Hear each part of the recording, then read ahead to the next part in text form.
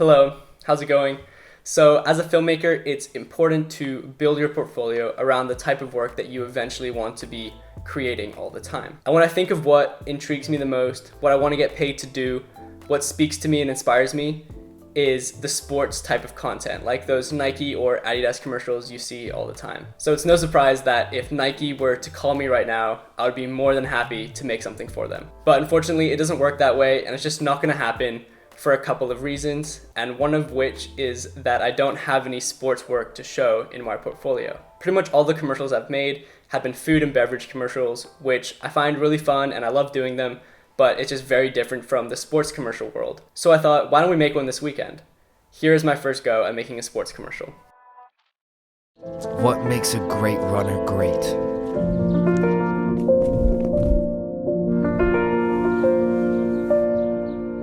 It isn't the medals, or the records, or where they train.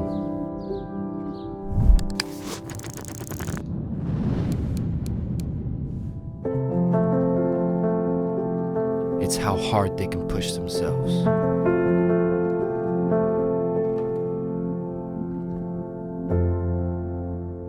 I hope you like it. I think it's kind of cool.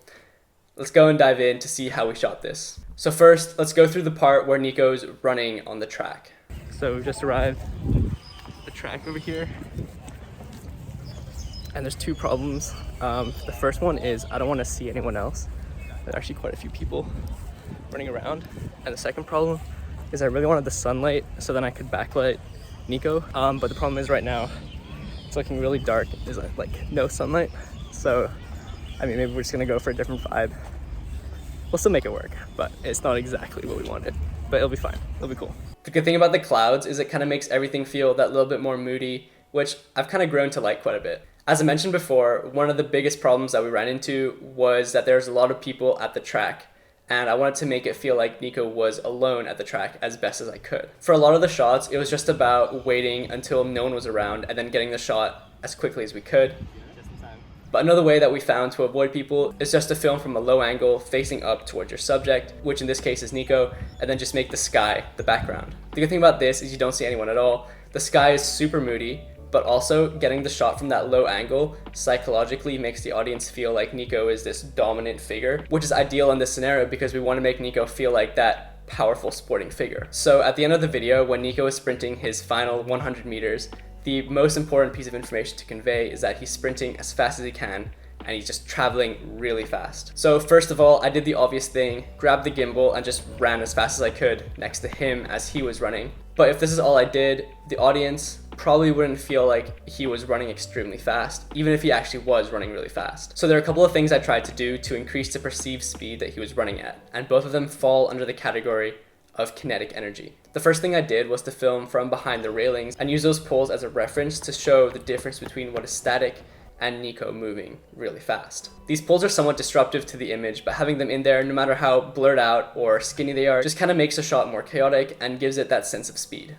This is subtle, but definitely provides enough information to make Niko's running feel faster than it actually is. I also used the same sort of technique at the beginning of the commercial when he is running up the stairs. The second thing we did was to take the camera off the gimbal and film some shots of Niko running just handheld, which gives us that shaky cam effect. You see this in fight scenes a lot because it generates a lot of energy and makes everything feel really intense. The shaky camera increases the motion blur that you see on screen, increases the whole kinetic energy of the shot, which again makes him feel like he's running a lot faster. It just creates the illusion of more movement and therefore more energy, which in this scenario gives the audience the perception of more speed. I only used this twice really quickly in this sequence, and I definitely wouldn't put any more into the sequence just because it can make the film too unclear and visually jarring.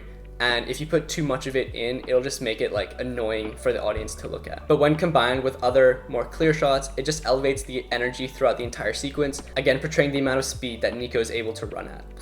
So after I got back, I washed the shoes and let them dry up overnight before shooting the macro sequence.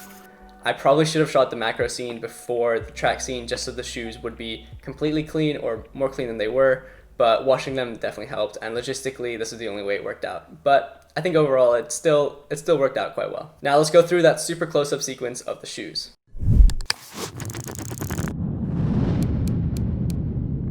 I rented a 90mm macro lens to get some nice close-up detail shots of the shoe, and then also a motorized slider as well to get those panning shots. I set up a black background behind the shoe just so the white wall wouldn't be visible behind it. I didn't need the background to be perfect, just because if it did get into any of the shots, it would just come out as black anyway, just because of the lens's super shallow depth of field. I then placed the shoe on a Lazy Susan, which was on a table, and then I placed a slider on another table behind it and got to filming. I didn't really have a specific shot list for this, but I just knew I wanted to get a bunch of dollying close-ups. I got the idea for this from those car commercials, or it might have been one of those Fast and the Furious movies where the car is driving along and the camera seemingly goes like into the engine, through all the little components of the engine, and then out the exhaust pipe, and then the car like zooms away into the distance.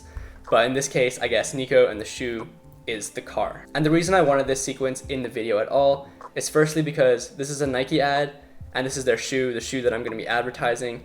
But secondly, because I wanted to make it feel like the video was saying the reason Niko is able to push himself really hard, which is like what the voiceover is saying, is because of the shoe and all the little details that go into making the shoe the best shoe that there is. So to film this, I basically focused on as many details as possible, as many cool details of the shoe as I could, and basically just panned as slow as I could as I was taking a video. The reason why I went as slow as I could is because I'm filming at 4K and 24 frames per second, so there's no way to slow down the footage in post. But if the 24 frames per second footage is already slow, it can create that feeling of slow motion, especially with the speed ramps. So yeah, I just got a bunch of dollying or rotating shots of the shoe, and then put it all together in Premiere with some speed ramps.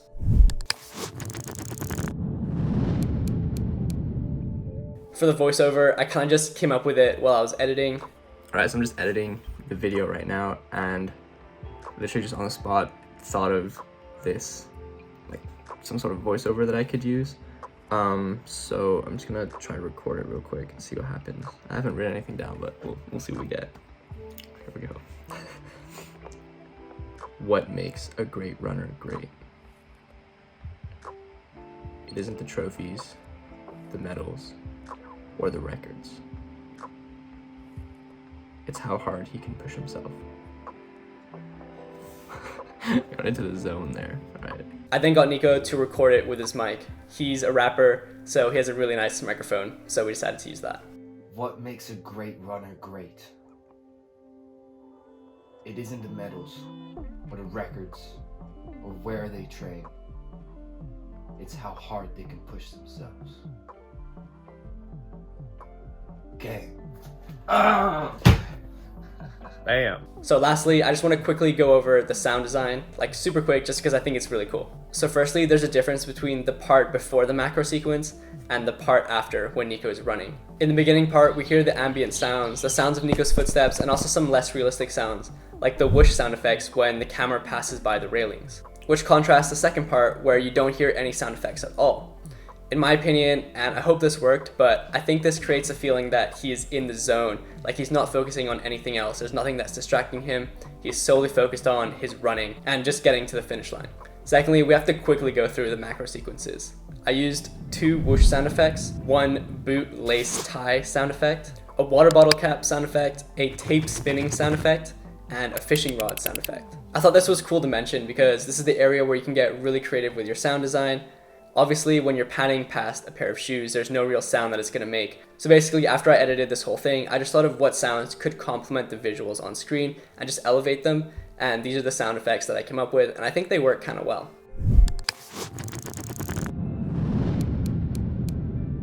There's definitely lots more for me to learn in creating these sports advertisements before Nike comes around. So I'm gonna be creating a lot more of these in the near future. So yeah, if you like this video, please leave a like. Comment down below what you did like, comment down below what you didn't like too, so hopefully I can improve on it, and subscribe as well if you're new.